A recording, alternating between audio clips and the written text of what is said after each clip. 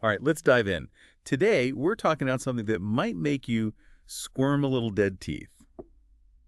Yeah, it sounds kind of creepy, right? But it's something we all need to know about. And luckily, we've got this awesome article all about it. I mean, we all know we're supposed to brush and floss and all that, but how much do we really know about what's going on in our mouths?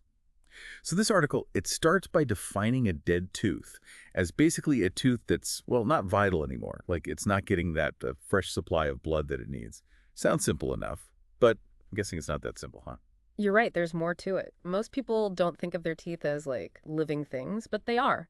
And they need that constant blood flow to stay healthy, to get the nutrients they need, and to fight off all the bacteria that's constantly trying to set up camp in there. Okay, that makes a lot of sense. So it's not just about avoiding cavities, right? This article even mentions that a dead tooth can, like, turn black. Is that always the telltale sign? Black tooth equals dead tooth? It's definitely a sign, but it's not always that straightforward. Teeth can change color for all sorts of reasons. Sometimes a dead tooth might just look a little grayish or even yellowish. That's why you can't always self-diagnose, right? You need a professional to really tell what's going on. So even if our teeth look fine on the surface, there could be trouble brewing underneath. That's a little unsettling. And here's the thing that really got me in the article. It says a dead tooth can actually stay in your mouth for years before things get really bad. Years? Is that for real? It's true. It's actually pretty amazing when you think about it. It just shows how incredible our bodies are protecting themselves. When a tooth dies, your body basically goes into damage control mode. It tries to wall off that infection from the rest of your mouth, kind of like building a fortress around a crumbling castle, you know? Wow, I like that analogy. So it buys you some time, but it's not a permanent solution. So then what happens? Like what happens when those defenses finally give way? What are the risks of just, ignoring a dead tooth and hoping for the best? Or remember all that bacteria we talked about. They're just waiting for their chance to move in. And when those defenses crumble, you're basically giving them an open invitation. That's when you start to see the really nasty stuff.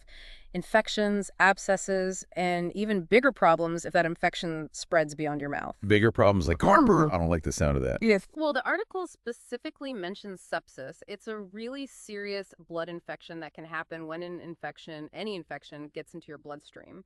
And because your mouth is so close to your brain, there's also a risk of the infection spreading there, leading to something called meningitis. Okay, suddenly a toothache doesn't seem so minor anymore. See, this is why we do this, people. This is why we dive deep. So we know ignoring a dead tooth is a bad idea. But what about spotting it early? The article talks about some common symptoms, and I have a feeling some of these might surprise you. More on that right after this break.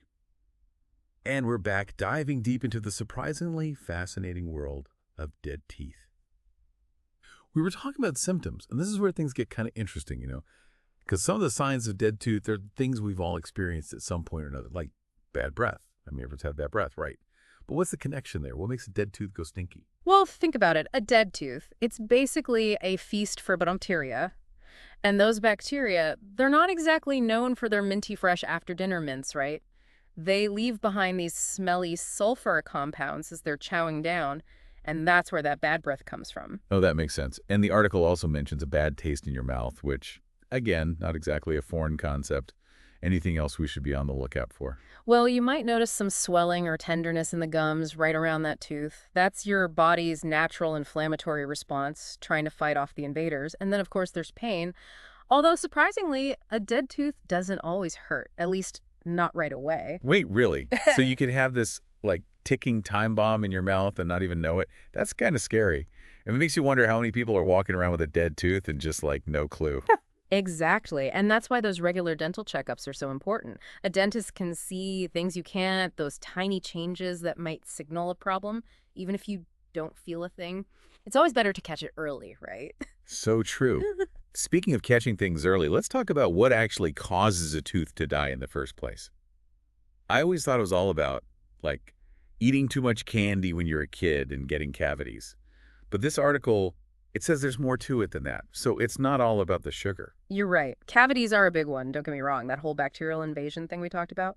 But trauma is another major culprit. And I'm not just talking about, like, getting your tooth knocked out in a boxing match. You mean like biting down on a popcorn kernel the wrong way? Exactly.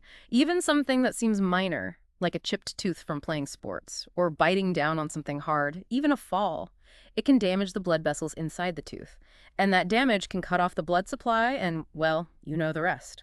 Wow, so those minor dental injuries, they're no joke. Yeah. It's not just about the initial pain, it's the long-term health of the tooth, too. 100%. Okay. People think, oh, it's just a little chip, no big deal. But those tiny cracks, they're like little doorways for bacteria to get in and cause trouble. And once those bacteria set up shop, it's game over. This is definitely making me rethink my whole approach to dental hygiene.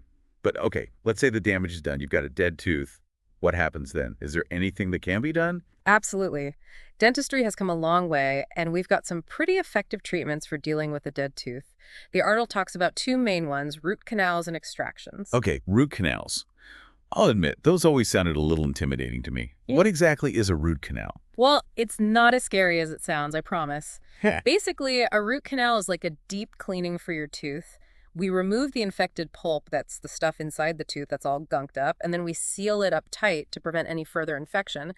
Often, a crown is put on top for good measure, just to give it extra strength. So no more pain, and you get to keep your tooth. Sounds like a win-win. The article also mentioned extractions, which I have to say sounds a little more, well, intense. An extraction is exactly what it sounds like. We remove the entire tooth. But it's typically a last resort. We usually recommend it when the damage to the tooth is too severe for a root canal to be effective, or if the tooth is causing other problems, like crowding or issues with your bite. Yeah, that makes sense. All right, well, this has been enlightening, but I think I'm ready to shift gears from damage control to prevention. What can we do to avoid ever having this conversation about dead teeth in the first place? This is where you have the power, right? The article talks about it, regular dental checkups. I cannot emphasize this enough. A dentist. We can see those tiny cracks, those early signs of decay that you might not even notice. We can catch things early before they become a bigger issue. You've convinced me. Regular checkups are going on the calendar. But what about in between those visits? What's our best line of defense against a dead tooth? You know, it might sound cliche, but it's the advice you've probably been hearing since you were a kid. Brush, floss, and maintain a healthy diet. Those three things, as simple as they sound, they make a world of difference in preventing that bacterial buildup that leads to so many dental problems, including dead teeth. You know what? It's true. The simplest advice is often the best advice. All right, before we wrap up this deep dive, any last words of wisdom for our listeners? Any final thoughts to leave them with? Remember that part in the article about a dead tooth possibly just like falling out on its own? Yeah, that made me kind of squirm, to be honest. Right. But as tempting as a DIY tooth extraction might seem, think about what that would do to the rest of your mouth.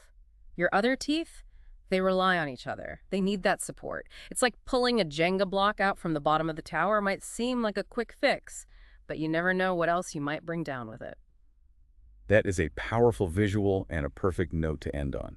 Thanks for joining me on this deep dive into the often overlooked but incredibly important world of dead teeth. Until next time, stay curious, stay informed, and most importantly, keep those pearly whites healthy. All right, so ignoring a dead tooth is a bad idea. Got it.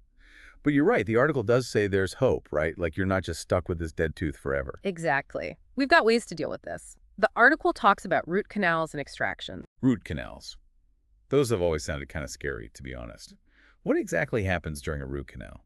I promise it's not as bad as it sounds. Basically, think of it like a deep clean for your tooth. We go in and remove the infected pulp, all that stuff inside the tooth that's causing the problem. And then we seal it up nice and tight and often put a crown on top for extra strength. So it takes care of the pain, and you get to keep your tooth. That makes sense. But what about these extractions the article mentions? An extraction is pretty much what it sounds like. We remove the entire tooth. But it's usually the last resort when the damage is just too much for a root canal to fix or if the tooth is causing other problems. Gotcha. Well, this has been super interesting, but I think I'm ready to move on from all this talk about dead teeth. What can we do to, make sure this never even happens in the first place? I'll tell you, it all comes down to prevention. The article talks about this a lot, and it's so important, those regular dental checkups. Honestly, I can't emphasize that enough. We can spot those little problems, those tiny cracks or early signs of decay before they turn into something worse. All right, you've convinced me. Scheduling that checkup as soon as we're done here. But what about between those visits? What's our best defense against a dead tooth? You already know the answer. It might seem kind of boring, but it really does come down to the basics. Brush, floss, and eat a healthy diet. It might sound simple, but trust me, it makes a huge difference in keeping those pearly whites healthy. You know what? You're right. The simple things are often the most important. Well, before we wrap things up, any last words of wisdom for our listeners? You know that part in the article about a dead tooth maybe just falling out on its own? Yeah, that was kind of creepy. Right. As tempting as it might be to just let that happen, you really don't want to mess with that. Think about it. Your teeth, they support each other. Pulling one out, even a dead one, it's like pulling a Jenga block out from the bottom. You never know what might happen to the rest of the tower. That's a great way to put it. Well, I want to thank you for taking the time to walk us through this. And listeners, I hope you learned something new today. Until next time, stay curious, stay informed, and most importantly, keep those pearly whites healthy.